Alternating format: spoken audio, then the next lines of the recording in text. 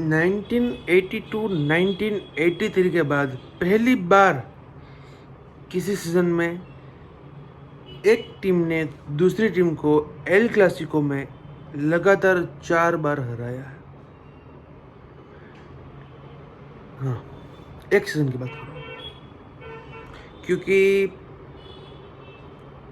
तब फॉर्मेट्स अलग थे, तब गेम अलग थी, तब प्लेयर्स अलग थे, तब जनरेशन अलग थी और तब स्पोर्ट भी अलग था कुछ हिसाब से। बट अब मॉडर्न डे फुटबॉल की जब बात करते हैं तो पिछले 2-3 साल पहले की बात मुझे याद है कि लोग कंपेयर करते थे बार्सिलोना को with mid table Bundesliga teams, mid table Premier League teams and mid table Italian teams के साथ। और वहाँ पे भी बार्सिलोना कम्पीट नहीं कर पाती थी उन सभी टीम्स के सामने। हमने देखी है वो फ्रैंकफर्ट से नॉकआउट कैंप नू पे, हमने वो देखी है सब चीज़ें।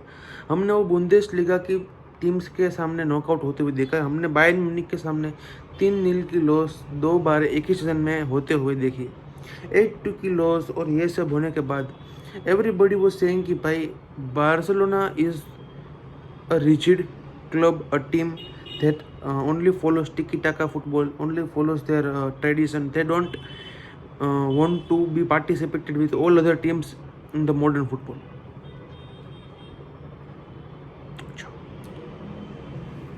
अच्छा भाई, अच्छा।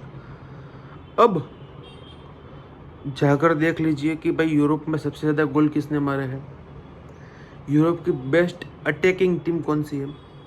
ओके, यूरोप में सबसे अच्छा काउंटर प्रेस कौन सी टीम करती है, यूरोप में सबसे हाई लाइन कौन सी टीम के पास है, यूरोप में सबसे ज़्यादा गोल किसने मारा है चैंपियंस लीग में, लीग में। चेक इट आउट पहले तो वो सब चीज़ें,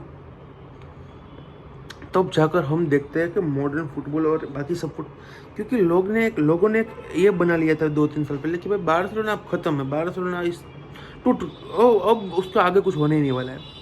और रियल मैड्रिड फैंस को खास ये बनने में मज़ा आता है क्योंकि भाई उनको लगता है कि भाई हाँ अब बार्सिलोना नहीं है तो उनको कोई रोक नहीं सकेगा, क्योंकि उनको डर था बार्सिलोना का ही, क्योंकि अगर बार्सिलोना कमबैक मार देती है तो कोई क्लब जो कि रियल मैड्रिड की चैंपियंस लीग टैली को मैच कर सकता है वो बार्सिलोना ही है।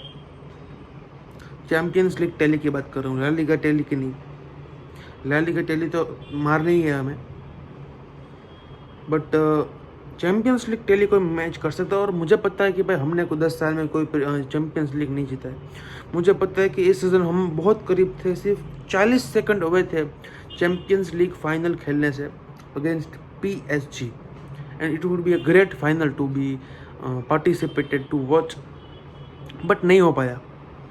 अब उसको हम भूल गए। As a Barcelona fans 99.99% fans इस एल क्लासिको के बाद उस सेमीफाइनल को भूल गए।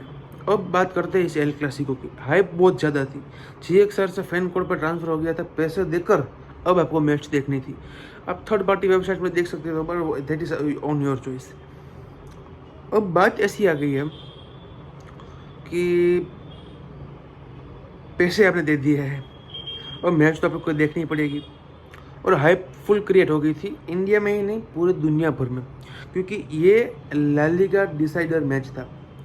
अगर रियल मैड्रिड इस मैच को जीत जाती है, अगर रियल मैड्रिड इस गेम में 3 पॉइंट्स अपने साथ लेकर मैड्रिड चली जाती तो ला लीगा ओपन थी। और उस 3 मैच में रियल मैड्रिड के जीतने के चांसेस ज़्यादा थे देन बार्सिलोना। अगर ला लीगा में, अगर एल क्लासिको में रियल मैड्रिड जीत जाती 3 मैच रियल मैड्रिड, क्योंकि मोमेंटम उनके पास है, you can understand that.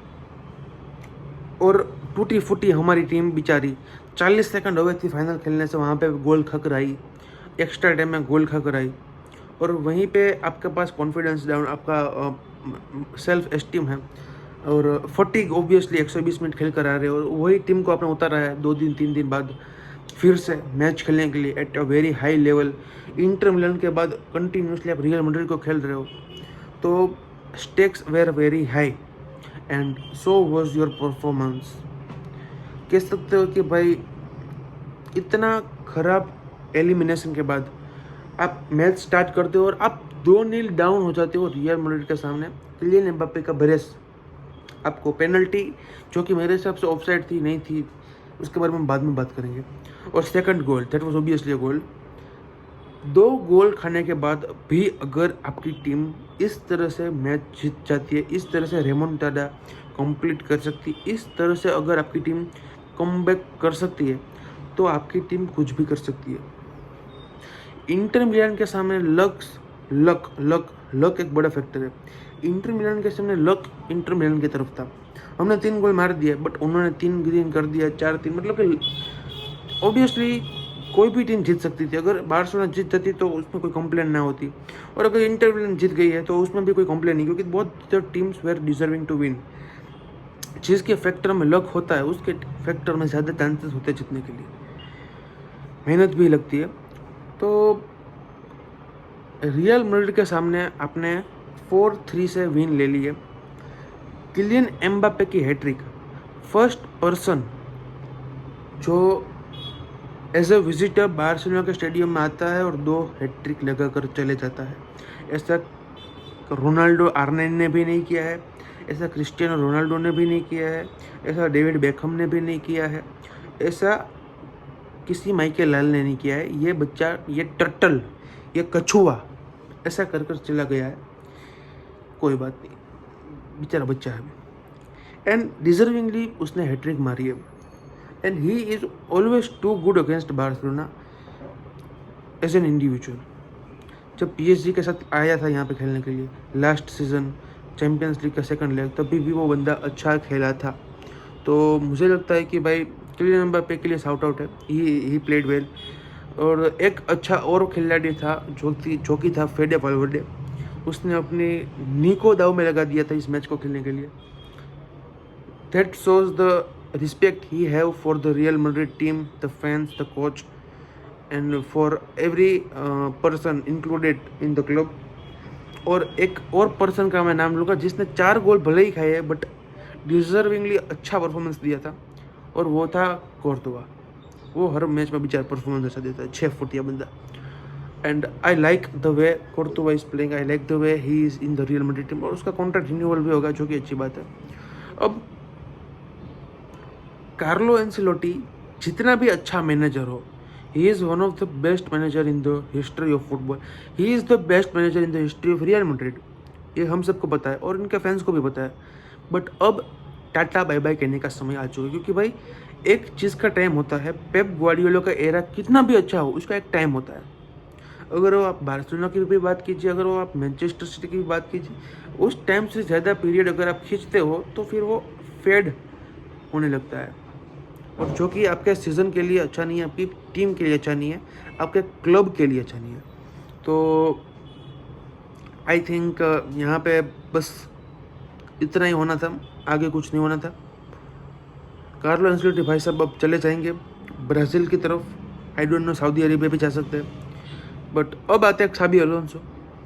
I don't know what he is going to change in, obviously is going to change the tactics, क्योंकि भाई 3-back-3 के फॉर्मेशन में खेलता है। आई डोंट नो कि वो बैक 3 में ही खेलेगा या फिर अपने आप को 4-4-2 या 4-4-3 के 4-3-3 के सेटअप में अपने आप को ढाल लेगा।